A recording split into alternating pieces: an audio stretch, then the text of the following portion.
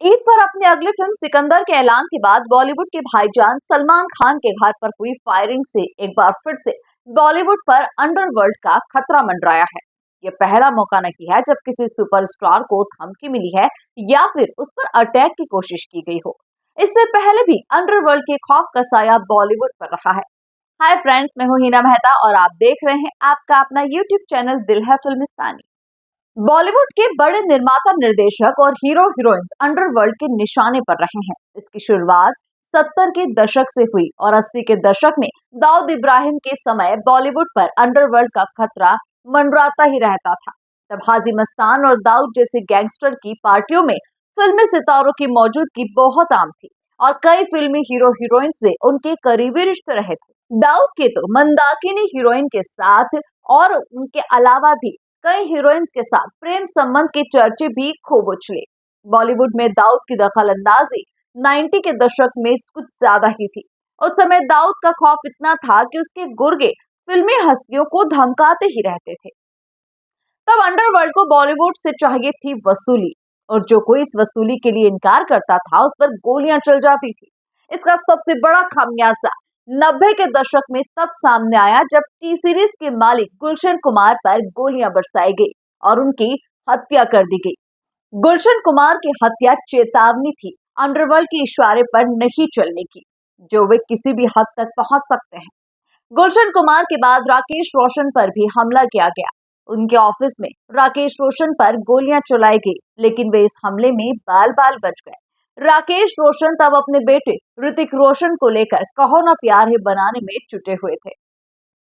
Underworld के साथ अपने संबंधों के लिए चर्चा में रहे संजय दत्त को भी इसका खामियाजा तब भुगतना पड़ा जब AK-47 रखने के आरोप में उन्हें जेल की हवा खानी पड़ी थी और ये मामला लंबे समय तक चला, जिसमें उन्हें सजा भी हुई थी, जिसे वे पूरी भी कर चुके हैं। इस एक मामले ने संजय दत्त के करियर को काफी प्रभावित किया, क्योंकि मुंबई बम ब्लास्ट के बाद जब उनकी गिरफ्तारी हुई तब उनकी फिल्म खलनायक रिलीज होने वाली थी। ये फिल्म सुपरहिट रही थी, लेकिन इसके बाद उनकी फिल्मों पर केस का असर पड़ा और संजय दत्त, जिसे फिल्म इंडस्ट्री अमिताभ के बाद अगला सुपरस्टार मान रही थी, उनका करियर लड़खड़ाने लगा। अंडरवर्ल्ड के साथ करीबी की चर्चा सलमान खान की भी रही। हालांकि इसका खुलकर कोई भी प्रूफ सामने नहीं आया, लेकिन पिछले कुछ सालों से सलमान खुद अंडरवर्ल्ड के निशाने पर रहे हैं। उन्हें गैंगस्टर लॉरेंस बिश्नोई ग्रुप की ओर से लगातार धमकियां मिल रही है। 14 अप्रैल रविवार सुबह 5 बजे सलमान के गैलेक्सी अपार्टमेंट पर फायरिंग की घटना ने एक बार फिर से साबित कर दिया कि बॉलीवुड को फिर से दबाने की कोशिश की जा रही है, क्योंकि दाऊद के बाद मुंबई नगरी पर किसी गैंगस्टर का राज नहीं है और विदेश में बैठे गैंगस्टर मुंबई में अपना डर पैदा करने के लिए सलमान को निशाना बना रहे हैं। सलमान के घर के बाहर हुई फायरिंग की जिम्मेदारी लॉरेंस बिश्नोई के भाई अनमोल बिश्नोई ने कथित फेसबुक आईडी पर एक पोस्ट डालकर ली है, जिसमें उन्होंने लिखा है कि सलमान खान, ये तुम्हें ट्रेलर दिखाने के लिए है ताकि तुम समझ जाओ हमारी ताकत को। ये पहली और आखिरी वार्निंग है।